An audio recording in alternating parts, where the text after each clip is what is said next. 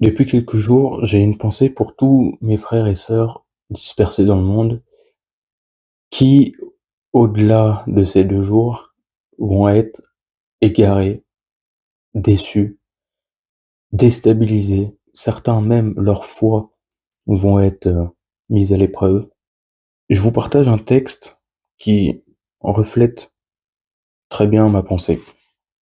Dans 2 Chroniques 15, le Seigneur est avec vous quand vous êtes avec lui. Si vous le cherchez, il se laissera trouver par vous. Si vous l'abandonnez, il vous abandonnera.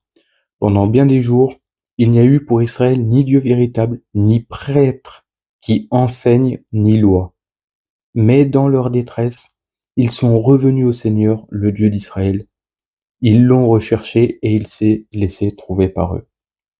Quand vous avez des faux enseignements qui vous annoncent des fausses prophéties, des faux prophètes, etc., et que malheureusement vous mettez la foi dans les hommes, dans ce que disent les hommes, forcément, vous allez être déçus. Mais par contre, l'Éternel l'a toujours dit. Si vous me cherchez véritablement, si vous revenez à moi, je me laisserai trouver.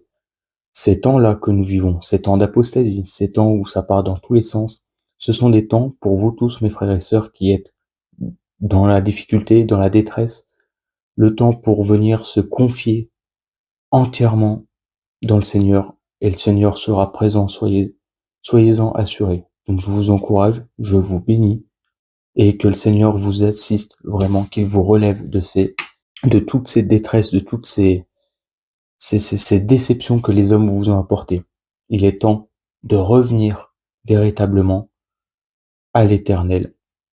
Parfois, le Seigneur, il est obligé de taper un coup de pied dans la fourmilière pour réveiller.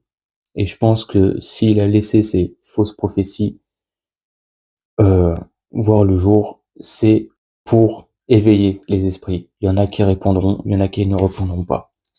Par contre, les faux prophètes et les faux enseignants, je ne vous ai pas oublié. Deutéronome 18, verset 20. Mais le prophète qui aura l'arrogance de dire en mon nom une parole que je ne lui aurais pas ordonné de dire, ou qui parlera en mon nom d'autres dieux, ce prophète-là sera mis à mort.